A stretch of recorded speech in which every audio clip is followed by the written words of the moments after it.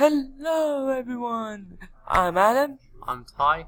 and today we are showing you a personal favourite of ours, personal favourite of mine, Suicide Squad.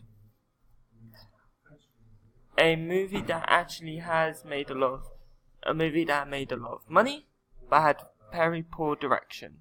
Yeah.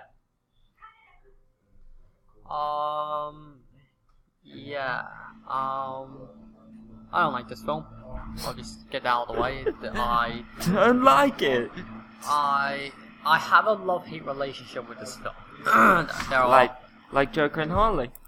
Kind of. It's a film I enjoy watching, but at the same time, it's a really stupid movie.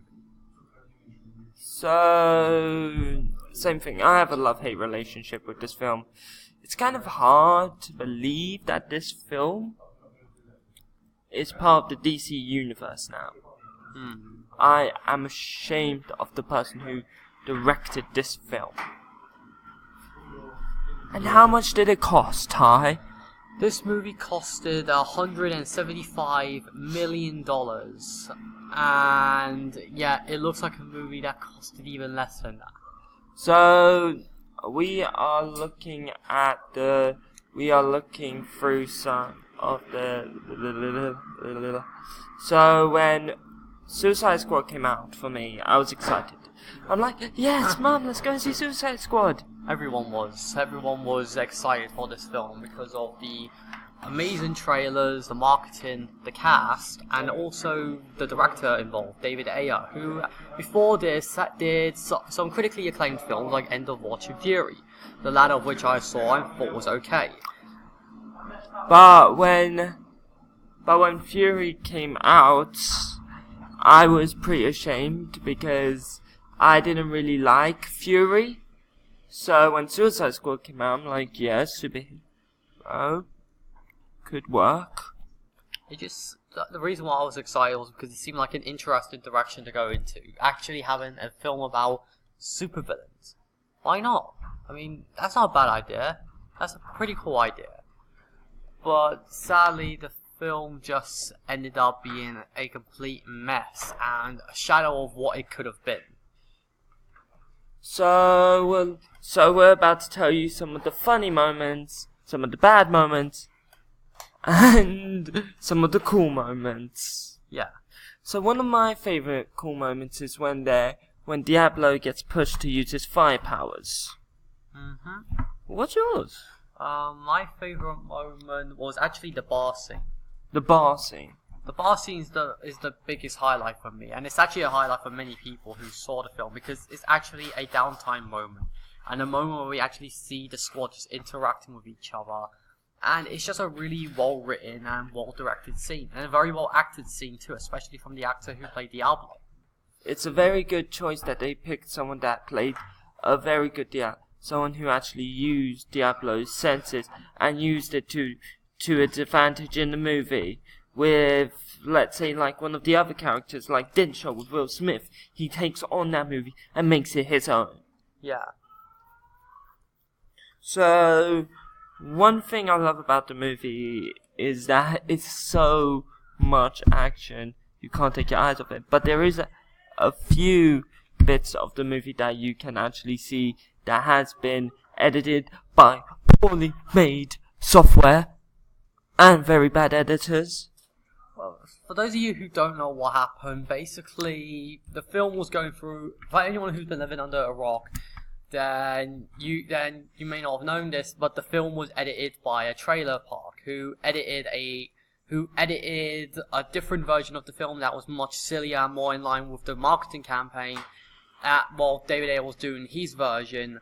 However, what ended up happening was they took they did some reshoots, combined the trailer park's version and put in David Ayer's version and put in this behemoth of a movie. And it's what I like to call the Suicide Squad Frankenstein cut, because that's basically what this film is. But with me, I actually didn't notice some of the moments where they actually put through most of the edits. The only character that I found so funny but stupid was Harley Quinn, Queen of Gotham. She's stupid, but she is funny. She's not funny. She's just there to be an object, and that's it. Oh, come on, you gotta admit, she was a little bit funny. Kind of. There's one part that made me chuckle, but that's about it. You like Captain Boomerang. He's my favourite character. He's actually enjoying himself, and he looks like he's having fun with the material, which is what you should be doing if you're not going to take this seriously. And speaking of Captain Boomerang, he was on the previous slide. To me, Diablo's much more. Captain Boomerang to me is much more of a child. Yes. He's much more of a child. His acting is a childish act way, but in a way you kind of get a feel for every character. So for me, when I was watching it, I got a feel for Diablo. I felt his history. I was sad about how he acted around his children. Yeah. And he burned them alive. And it's kind of surprising because you don't focus that much on Diablo. Most of the attention is on Harley and Rick Flag and Deadshot. So it's surprising that for a character that doesn't have that much screen time, you actually care about him more than any of the other characters, especially the two main leads that you're meant to be caring about. Joker and Harley. For me, I thought Joker never had much screen time. Joker's wasted in this film. He only has like 5 or 10 minutes of screen time, and when you see it, there's a lot of potential there. And Jared Leto looks like he's having fun, and the makeup looks decent, and there's a definite menace to this character. But you just don't care for it. You just don't get to see much. You don't see it. He's only in the film for like 5 or 10 minutes, and then he's just gone from the movie, and you never see him again until the end. So, what do you think about the witch?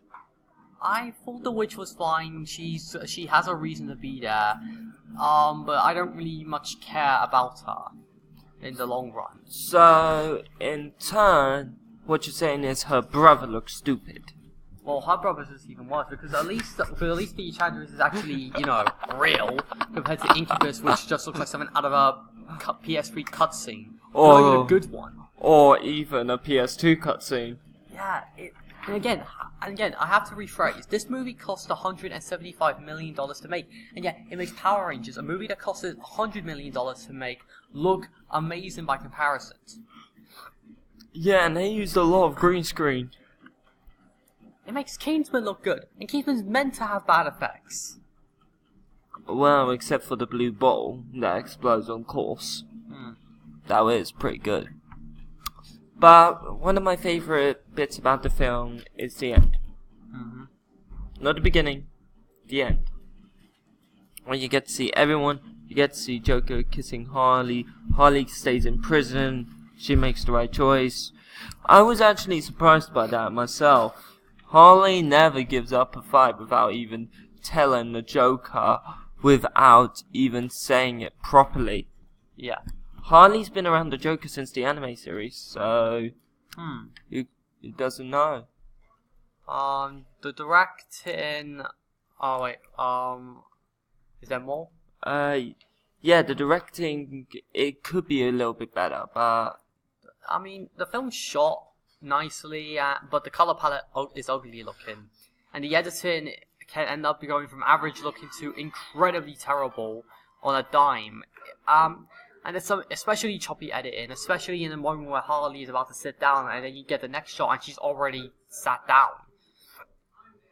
So, you want to say anything else? Well, the action's not that good, and the music, and the soundtrack is cool. Overall, I don't hate Suicide Squad. I think there's things you can really enjoy. I think as a movie, there are things to like, but overall, in the long run, it just doesn't work.